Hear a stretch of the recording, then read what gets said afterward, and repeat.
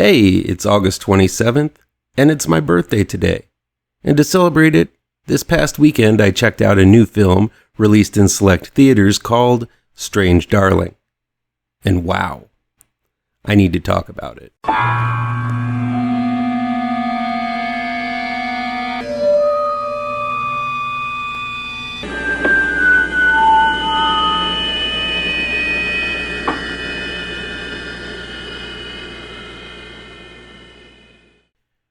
Strange Darling is new in select theaters now from Miramax. Now there's a name I haven't heard in a while. It's written and directed by J.T. Mollner. The best way to go into Strange Darling is blind.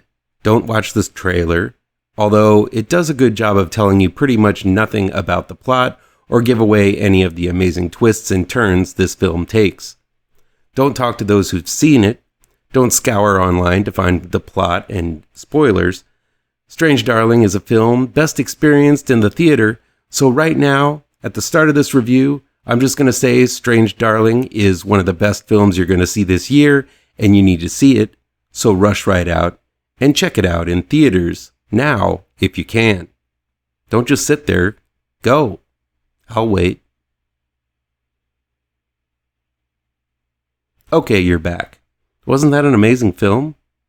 Still, I won't reveal anything about the film because I know some of you did not rush out and see it. You can't fool me. But I will say it's broken up into 6 chapters with an epilogue, and it involves a serial killer. Other than that, you're not going to get any details about the story or the twists from me. I still need to talk about a few things, starting with asking the question, is this a horror movie? Well, Strange Darling calls itself a thriller, but knowing that many stray away from calling a film horror because of the stigma often attached to the genre, thriller sounds somewhat more distinguished, I guess. Still, the film is about a serial killer. It's gory as all get out, with all sorts of horrible people doing horrible things to one another and spurting the red stuff in all directions. It's violent as hell and feels like a truly surprise of a movie in this modern era where things are careful and safe. The film is anything but safe. And it involves a lot of sex and all kinds of perversity surrounding it. Serial killer, gore, violence, sex, and maybe just a whiff of Sasquatch. Sounds like a fucking horror movie to me. So while I'm willing to debate as to whether or not this film qualifies as horror, I'm going to go ahead and give it that label. Whatever genre it falls into, Strange Darling is an engrossing watch. Actor Giovanni Ribisi, you know him. I think he's best known for The Other Sister, right? Who knew the guy had such an amazing eye as he plays the role of director of photography and producer of Strange Darling. This film is vivid and exciting from the first to last frame. The action scenes are intense and stylized, and the quiet moments are engrossing with overwhelming shades of red and blue. This is a film those who study film will watch over and over just to understand how the camera acts as a way to intensify every action it captures, static or moving. On top of that, the sound design is absolutely bombastic. This is a film that needs to be played loud, as the bursts of sound and off-kilter noises are just as shocking as the action unfolding on screen. On top of that, this is one of those films with a soundtrack to take note of. I can't wait to add it to my Spotify playlist. But it's the stars of Strange Darling that makes this one of the best movie experiences you're going to have this year. Yes, there's a ton of gore and action and perversity and all of that, but at its twisted black heart, Strange Darling is a romance. It's a dark, dank romance, but still, it's the chemistry between Kyle Gallner and Willa Fitzgerald that proves to be a potent mixture. The scenes the two share are electrifying. The script they're following is pointed and barbed.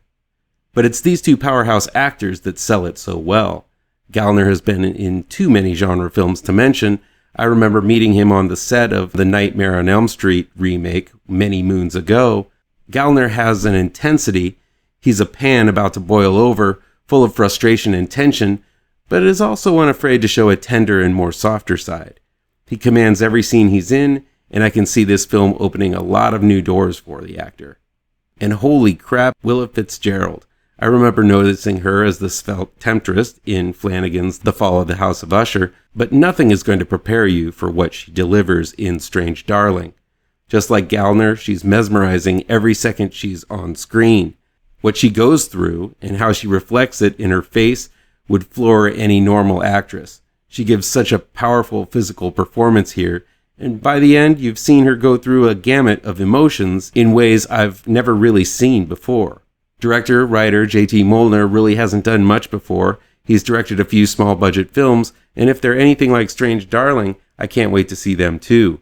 Mollner constructs a true puzzle of a movie that fits together like a glove, highlighting some things and omitting other details and revealing them like wrapped presents on Christmas morning. Watching Strange Darling took me back to the 90s when I feel it was the last time movies were dangerous and raw. This one harkens back to those indie-filled 90s and the grindhousey 70s where you couldn't predict films and they defied convention, genre restraints, and any rules set against it. I can't wait to see Strange Darling again, and I hope you heed my advice to see it yourself. You can thank me later, but I'll just end this slobbering, slathering review with "You're welcome," and leave it at that. Go see it already. Please do me a favor and punch that like button down below. Share this video with all of your social media addicted pals. Click subscribe to this channel and ring that bell for notifications.